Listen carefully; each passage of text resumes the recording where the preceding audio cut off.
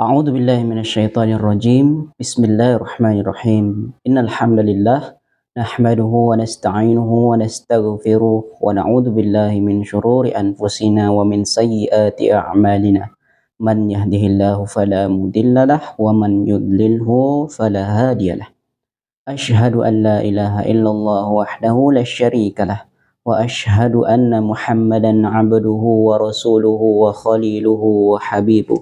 Allahumma salli ala Muhammad wa ala ali Muhammad. Puji syukur atas semua yang kita rasakan hingga pada saat ini dan berdoa kita kepada Allah Subhanahu wa taala, kita selalu diberikan pemahaman yang murni, akidah yang murni, dan keimanan yang istiqomah sampai akhir hayat kita. Salawat dan salam semoga terlimpahkan hendaknya kepada Nabi kita, Rasul kita, Nabi Muhammad Sallallahu Alaihi Wasallam. Baiklah, di video kali ini Ana ingin membahas sedikit tentang pengertian, baik itu cara untuk mendapatkan, baik itu syarat dan ketentuan, dan bagaimana cara untuk kita menjaga, dan apakah sebuah sanad itu bisa terputus. Yang menjadi rujukan Ana membahas tentang persanadan ini adalah buku atau kitab Tahammul wal Ada. Kitab Tahammul wal Ada ini telah Ana kopikan dan Ana terjemahkan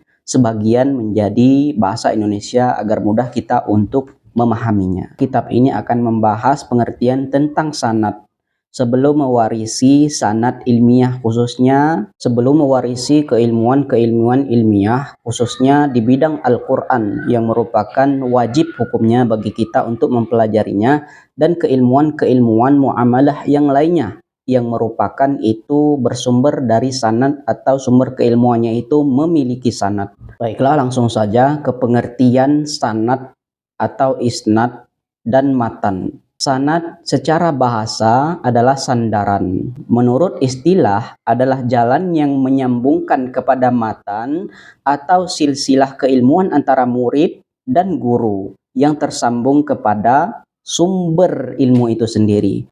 Jika sumbernya dari Rasulullah, maka bisa dicek validitasnya dan kesohihannya sebuah informasi berupa hadis dengan peneliti rawi-rawi yang tersambung sampai kepada Rasulullah SAW. Sanad ini juga disebutkan dengan isnad. Yang jelas sumber keilmuannya kepada guru, dan guru itu memiliki sanad juga, dan gurunya lagi memiliki sanad lagi, terus sampai kepada Rasulullah SAW. Selanjutnya kita bahas matan.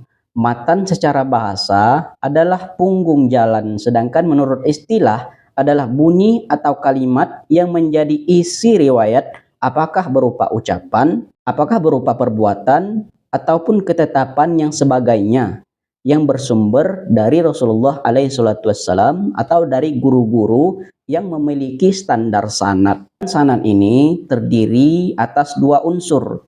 Yang pertama yaitu rawi. Rawi itu adalah orang yang meriwayatkan sebuah keilmuan itu, atau yang meriwayatkan hadis dan keilmuan-keilmuan yang lainnya, muamalah yang lainnya. Yang kedua adalah sirat tahammul dan ada atau tahammul wal ada, yaitu ungkapan yang menjelaskan bagaimana cara rawi itu mengambil hadis tersebut, cara rawi itu mengambil sanad atau keilmuan tersebut, dan bagaimana cara mereka meriwayatkannya kembali. Itu ada prosedur-prosedurnya. Dan sanad ini terbagi menjadi dua. Yang pertama adalah sanad yang ali atau sanad yang tinggi derajatnya, atau bisa dikatakan sahih atau benar atau kuat sumber keilmuannya. Yang selanjutnya adalah sanad nazil. Sanad nazil ini adalah sanad yang derajatnya itu rendah, atau lebih singkatnya sanad ali yaitu sanad yang memiliki perawi yang lebih sedikit dibandingkan dengan sanad lain atau sanad yang nazil. Kalau perawinya sudah banyak, itu sudah lebih daripada 5 misalnya, atau lebih bahkan ribuan, itu sudah menjadi sanad yang nazil atau tingkatnya itu lemah. Namun menurut beberapa ulama juga mengenai sanad ali ini, meskipun dia sudah jauh perawinya, akan tetapi keilmuannya itu jelas tanpa ada pengurangan, tanpa ada cacat sedikit pun, dan itu bisa menjadi sanad yang ali juga. Pokoknya sanad yang ali ini terbagi juga menjadi beberapa kelompok. Ali yang tingkat tingginya itu tinggi sekali, ada yang menengah gitu, ada yang alinya tingkat bawah. Selanjutnya sanad yang nazil. Sanad yang nazil ini juga tak mesti apabila perawinya itu banyak sekali ke bawah itu dikatakan sebagai sanad yang nazil. Karena kenapa? Karena meskipun sedikit perawinya terjadi cacat di sana. Misalnya murid itu kurang menguasai, akan tetapi sudah diturunkan sanad, itu bisa menjadi nazil sanadnya, atau bisa menjadi batal sanadnya karena ada ketentuan-ketentuan yang dilanggar oleh si murid yang membuat si guru ini tidak ridho lagi atau memutuskan sanad itu terhadap si murid tersebut, dan sanad itu sendiri bisa terputus. Nah, jadi jikalau orang memiliki sanad, maupun itu sanad ali, apakah itu sanad nazil, itu bisa terputus sanadnya, bisa. Apalagi guru yang kita lalui, yang kita ambil sanadnya itu masih hidup.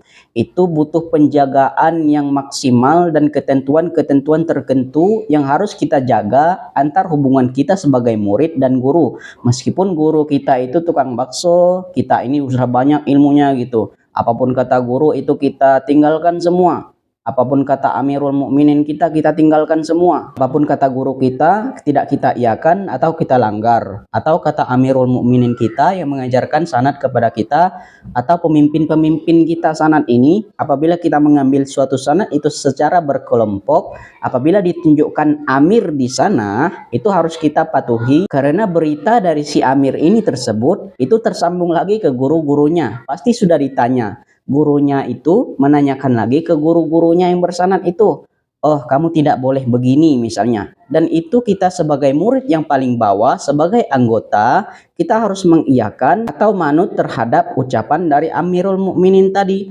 Apabila kita melanggarnya, itu bisa terputus sanad kita. Karena kenapa? Adab kita terhadap guru kita atau Amirul Mukminin kita tidak kita penuhi. Itu termasuk mengenai cara kita menjaga sanad itu. Jadi putus atau batalnya sanad ini merupakan ketentuan atau cara kita menjaga sanad atau keilmuan kita itu. Ya, kita lanjutkan. Maka sanad yang dicari adalah sanad yang ali.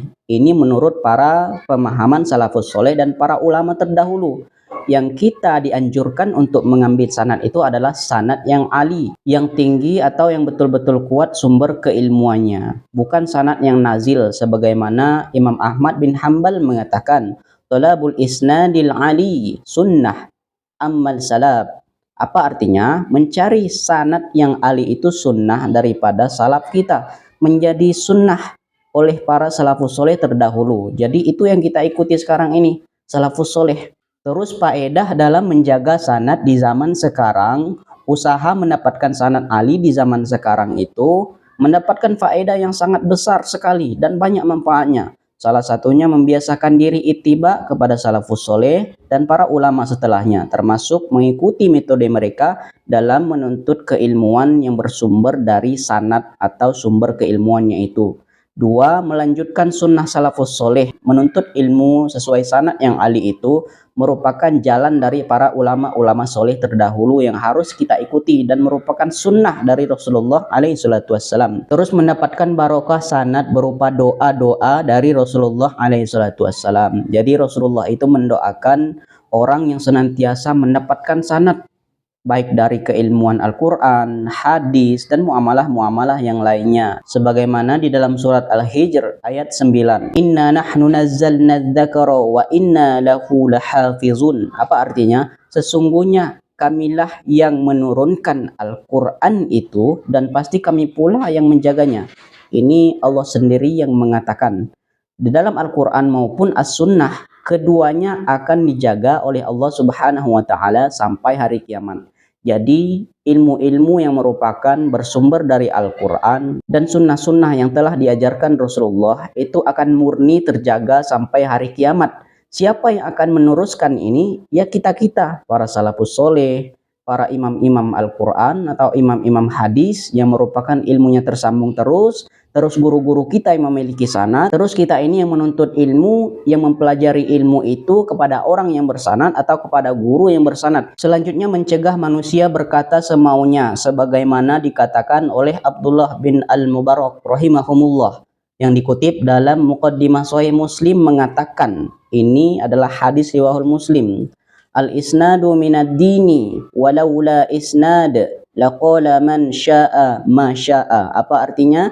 Isnad adalah termasuk atau sanad itu termasuk bagian daripada agama. Seandainya tidak ada isnad, maka orang akan berkata semaunya. Jadi kita menyampaikan ilmu itu sesuai dengan apa yang kita pelajari dari sumbernya. Kita punya rujukan, kita belajar, itulah yang kita gunakan, yang kita keluarkan sebagai pendapat dan rujukan kita. Itulah yang kita warisi dan ajarkan kepada orang-orang lain. Jadi kita bukan menyampaikan ilmu, menyangga orang lain itu dengan pendapat kita, dengan nafsu kita, tapi sesuai dengan keilmuannya. Misalnya dalam perkara sanad, jikalau kita berbicara soal sanad, bawalah rujukan-rujukan atau kitab-kitab yang menjelaskan atau membahas tentang persanadan.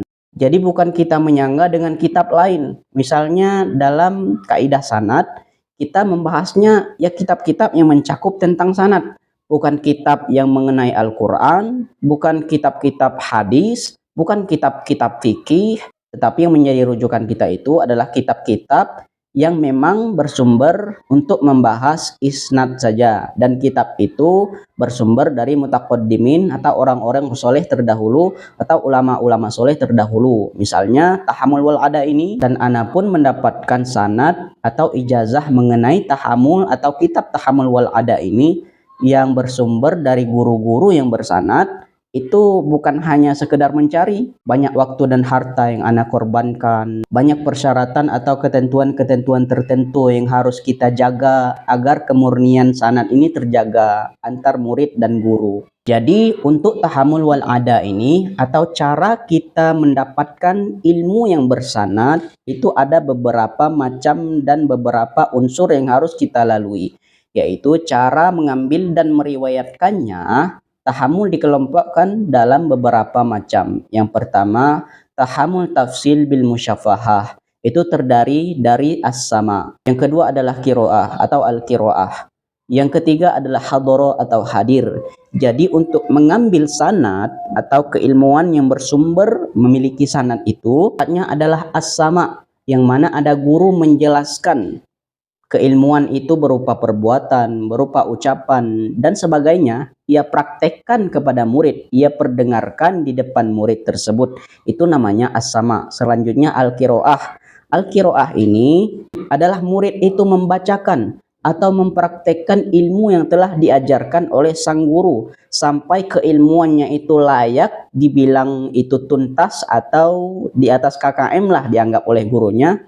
Oh, kamu ini sudah layak mendapatkan sanad. Bagus, ulangin terus. Misalnya itu masih salah, begini caranya gitu kan. Keilmuan yang memiliki sanad itu misalnya membaca Al-Quran.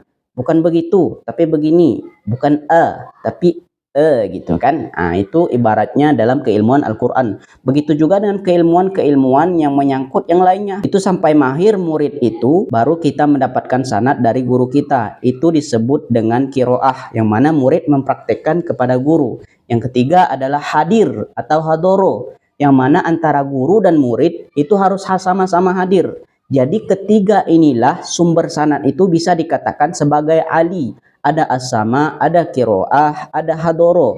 Itulah cara tertinggi untuk mendapatkan sanad. Yang kedua adalah tahammul ijmali, terdiri dari ijazah. Nah, ini orang banyak memiliki sanad tapi tidak banyak memiliki ijazah. Jadi validasi kita memiliki sanad atau bisanya kita mengajarkan keilmuan itu sesuai sanad itu dikuatkan dengan ijazah. Yang kedua ada munawalah. Yang ketiga ada al-i'lam, ada wasyiyah. Tahammul ijmali tadi merupakan jalan juga untuk mendapatkan sanad. Selanjutnya yang ketiga jalan untuk mendapatkan sanad itu ada tahammul bil khat, terdiri daripada muqatabah, wijadah, yang mana kita mencatat keilmuan-keilmuan itu kepada guru yang bersanad gitu. Diterangkan kepada kita, dijelaskan, kita mencatat. Ada catatan kita di sana. dan kita hafal, itu dinamakan tahammul bil khat. Selanjutnya tahammul campuran. Kalau tahammul campuran ini tidak menjadi rujukan, bahkan ini bisa dikatakan sanad yang nazil atau lemah. Jadi cara yang paling tinggi untuk mendapatkan suatu ilmu yang bersanad itu atau bersumber memiliki sanad itu adalah seperti yang kita bahas yang terutama tadi. Cara yang terutama, jalan tahammul tafsil bil musyafahah. Di sana ada hadoro, kiroah, asama atau asama, kiroah, hadoro, yang mana ada guru menjelaskan keilmuan, murid memperdengarkan dan mempraktekkan keilmuan itu, dan hadir dalam suatu majelis. Terus tadi kita bahas adalah ijazah. Orang yang memiliki sanad itu kalau hendak mengajarkan ilmu itu atau mewarisi ilmu itu, dia harus memiliki ijazah bil lisan, bila perlu dengan tertulis, ijazah yang tertulis. Itulah cara kita mengecek validasi sanadnya ali atau nazil. Bisa kita cek dengan validasi ijazah yang ia miliki, mau itu hadis, mau itu fikih, mau itu tafsir, dan keilmuan sunnah yang lainnya, itu memiliki sumbernya masing-masing dan imamnya masing-masing. Kalau kita ingin mengajarkan sebuah ilmu yang bersanad, kita harus memiliki validasi yang namanya ijazah ini, agar orang-orang itu yakin bahwa kita itu benar-benar memiliki sanad. Dan orang-orang yang memiliki keilmuan sesuai sanad itu, apalagi sudah memiliki ijazah, sudah bisa dipastikan dia paham mengenai sanad. Cara mendapatkan sanad, cara mewarisi sanad, dan cara menjaga sanad itu agar tidak terputus bagaimana. Terus nanti ada cara-cara untuk pengambilan ijazah itu bagaimana. Itu kalau kita bahas di video ini, itu sangat panjang sekali. Jikalau kita mau belajar, nanti kita akan diskusi bersama-sama mempelajarinya. Kita datang muzakaroh bersama bagaimana cara-caranya, lebih mendalam lagi. Ya, yang menjadi inti daripada video ini, Ana ingin menjelaskan bagaimana cara, bagaimana pengertian, bagaimana ketentuan, syarat, bagaimana cara menjaga daripada sanad itu sendiri. Jadi banyak orang sekarang ini yang mau belajar bersanad katanya, yang katanya ia akan mengajarkan ilmu keilmuan yang bersanad, tapi dia tidak paham apa hakikat sanad itu, apa arti sanad itu, bagaimana cara mendapatkannya, bagaimana cara mencek sanad itu masih aktif atau tidak, bagaimana cara menjaga sanad itu, mereka tidak tahu. Terkadang kita menuntut ilmu itu terlalu bersemangat, hanya modal semangat saja. Sedangkan caranya kita untuk mendapatkan itu, apalagi untuk mendapatkan ilmu yang bersanad, kita tidak tahu. Malah kita menghujat orang-orang yang ketika kita dikritik, sanad yang benar itu bagaimana, dan ketika sanad itu menjaga kevalidasi atau aktifnya sanad itu bagaimana, kita malah menghujat dengan nafsu kita sendiri tanpa membawa unsur-unsur atau rujukan berupa kitab atau sanggahan-sanggahan yang lain. Mereka tidak menyanggahnya dengan itu, malahan kita yang diajar. Misalnya jikalau ada orang yang mengkritik tentang sanad atau menjelaskan tentang sanad, bagaimana cara kita membantah dan mengkritiknya? Bukan dengan nafsu kita, atau bukan dengan menunjukkan buku-buku yang bukan berkaitan dengan sanad itu sendiri. Contohnya ini buku seperti ini berbahasa Arab saja, ini tidak ada kaitannya dengan sanad, ini tidak ada. Jikalau mau membantah, bantahlah dengan buku yang berkaitan dengan sanad. Jikalau yang ditampakkan buku seperti ini saja buku Ibnu Katsir, terjemahan atau tafsir Ibnu Katsir. Apabila bicara tafsir, hadis, Al-Quran, atau fikih, di masjid Ana pun banyak kitab-kitab, buku-buku induk. Itu sebanyak ini, di lemari ini di masjid ini, banyak ini tidak ada satupun yang membahas atau membantah atau membahas bagaimana sanad itu, cara mendapatkan sanad, cara bagaimana menjaga sanad, tidak ada. Jikalau mau bantah, bantahlah dengan ilmu yang mengenai sanad itu sendiri. Kalau kita berbicara sanad, ya sanad saja. Kita tak usah membahas keilmuan-keilmuan yang lain. Tak usah membicarakan keilmuan hadis, tak usah membicarakan keilmuan tafsir, tak usah bicara fikih, tak usah bicara Al-Quran, atau keilmuan-keilmuan sunnah yang lainnya. Mau itu keilmuan berperang, memanah, berkuda, berenang, atau menghujat orang-orang tertentu. Kita tidak membahas itu sekarang. Yang kita bahas ini adalah mengenai sanad. Bagaimana cara untuk mendapatkan sanad itu dan menjaga sanad itu. Ya, lanjut ke pembahasan sanad. Jadi, ketika orang sudah mahir dalam keilmuan, itu dia berguru kepada orang yang bersanad, itu persis sanadnya Ali gitu kan, sudah memiliki ijazah juga atas keilmuannya. Dan hati-hati yang menjadi catatan kita, sanad ini bisa terputus. Apabila kita memiliki sanad tertinggi saja, sanad yang ali, sanad itu bisa diputuskan oleh guru kita. Apalagi guru kita masih hidup, apalagi Amirul Mukminin kita masih hidup, amir daerah kita masih hidup. Kita tidak mematuhi aturan-aturan, perkataan, ketentuan dari mereka mengenai keilmuan yang diajarkan kepada kita. Kita tidak sami'na wa ata'na, maka kita kena diskualifikasi, sanad kita diputuskan. Karena apa? Ridho dari guru, ridho dari amir mukminin kita tidak kita patuhi. Kita sudah mengenai adab menuntut ilmu di sana. Kita tidak patuh apa yang telah diucapkan oleh Amirul Mukminin atau guru kita yang bersanad. Maka sanad itu bisa terputus meskipun sanadnya ali. Ana mengatakan ini bukan sesuai dengan nafsu ya, bukan Ana memutuskan sanad seseorang, tak usah membicarakan seseorang. Pokoknya kita di sini tidak membicarakan kelompok-kelompok atau orang-orang tertentu atau keilmuan-keilmuan tertentu. Ingat, dicatat baik-baik, kita di sini tidak membicarakan keilmuan tertentu, tidak membicarakan kepribadian atau orang-orang kelompok tertentu. Kita hanya membahas tentang sanad. Jikalau kita menuntut ilmu, ingin menuntut ilmu itu yang bersanad, atau kita ingin mewarisi ilmu yang bersanad, kita harus paham-paham dulu ketentuan sanad itu bagaimana. Cara mendapatkan sanad itu bagaimana. Kepada siapa kita harus berguru untuk mendapatkan ilmu yang bersanad. Bagaimana cara kita mengecek guru kita itu masih aktif sanadnya atau enggak. Itu yang ingin Ana bahas di sini. Mengenai sanad, tak ada mengkritik kelompok lain. Tak ada niat untuk menjelekkan kelompok-kelompok tertentu. Tak ada niat untuk mengkritik keilmuan-keilmuan orang tertentu. Tapi anak ingin khusus membahas tentang sanad. Menerangkan tentang sanad. Oh, sanad itu begini ternyata ya. Oh, berarti ini tidak patut dipelajari kepada si orang ini. Cara mendapatkan sanad itu begitu ternyata ya. Jadi kita bukan membantah dengan rujukan-rujukan kitab yang bukan berkaitan dengan sanad. Apalagi membantah keilmuan sanad ini dengan pemahaman kita pribadi, tidak akan masuk, lucu nanti. Kenapa Ana bilang sanad itu bisa terputus? Iya bisa, sesuai yang di dalam kitab Tahammul wal Ada, yaitu sanad itu bisa diputuskan oleh guru kita yang masih hidup. Ana juga sudah bertanya kepada guru, kepada Syekh Ana yang memiliki beberapa keilmuan dan ilmunya itu bersanad semua, terutama di bidang Al-Quran. Ini chat Ana kepada guru Ana. Beliau merupakan Syekh asli Indonesia, yang beliau ini sudah memiliki sanad banyak, gurunya banyak, sanadnya banyak.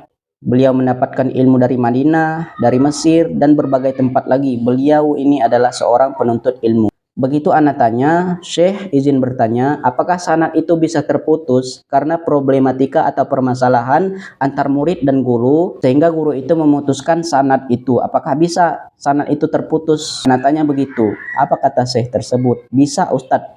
Jadi sanad itu memang betul bisa terputus. Jadi Ana tujukan video ini untuk Ana pribadi dan untuk kita semua.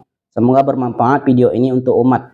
Bagaimana cara mendapatkan sanad, bagaimana cara mengambil sanad, menjaga sanad itu bagaimana, bahwasanya sanad itu bisa terputus. Itu saja yang ingin Ana sampaikan. Jikalau ada bantahan-bantahan lain, pemahaman lain tentang sanad, sanggahan-sanggahan lain tentang sanad, maka bawalah rujukan yang mengenai sanad, yang membahas tentang sanad, bukan membawa rujukan kitab hadis atau kitab tafsir, apalagi membantah dengan nafsu. Itu akan menjadi kurang enakan antar hubungan kita sesama muslim nanti.